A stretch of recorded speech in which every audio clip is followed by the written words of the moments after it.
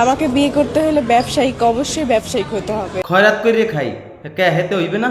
আর কি হইব, মোর তো খয়রাত ছাড়া কোনো উপায় নাই। আর আমাকে তো চালাতেই পারবে না চাকরিজীবী। হ্যাঁ কা চালাইতে পারবে না কা? কে তোমার রেট কয় টাকা কইরে? মাসে কোটি কোটি টাকা ইনকাম থাকতে হবে। মই তো খয়রাতি এন্ড হেই জেনে মুই কি চান্স পামু না? অনুমতি দেওয়া একটা ড্রেসের দামই তো 40-50 হাজার টাকা। কেউ খাইয়ে লইয়ে এত কাম নাই যে 40-50 হাজার টাকা দিয়ে ড্রেস কিনে দিয়ে তোমার বিয়ে হবে।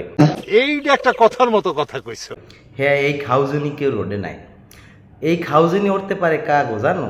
যারা 40-50-60 বছর বয়সী মানুষগুলা, কারণ হেগো তো এখন কোনো দিকে নেই, এগুলো নেই ওগুলো নেই, এইগুলা এখন তোর খপ্পরে পড়িয়ে যদি এর জীবনটা দেয়। একদিকে মঞ্চকা পালেন 40 কেজি ওজনের গহনা পরে বেডি একটার বেডি, পাশে এক আবার পাড়া। ওই দেখেন ওই অপদার্থ কি করে দেখেন, দেখছেন দেখছেন ভাই কি পরিমাণ অপদার্থ, দেখেন কি পরিমাণ বেহায়া। আমিও এইগুলারে বেহেয়াই কই, বেহেয়ার বেহেয়া। এইগুলারে যারা জন্ম দেছে হেরা মনে হয় যে আরো বেহেয়া। এদিকে আবার চাঁদাবাজ থেকে রক্ষা পেতে হেলমেট পরে রাস্তায় নামলেন এক রমণী।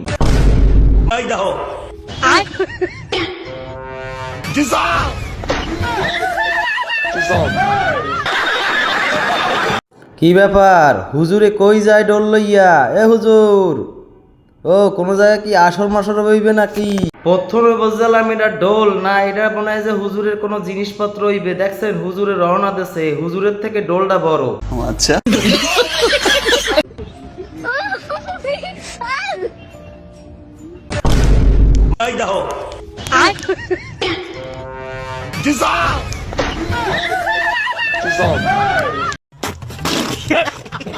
আলহামদুলিল্লাহ কবুল। আলহামদুলিল্লাহ কবুল। তোমাদের সংসার শান্তিময় হোক।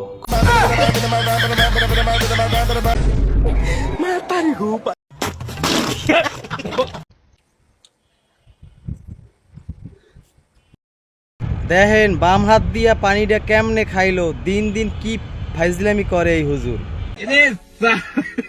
এদিকে এক হুজুর কোরআন তেলাওয়াত করতে করতে সে আবার পান চিবাচ্ছে চিবাচ্ছে চিবাচ্ছে।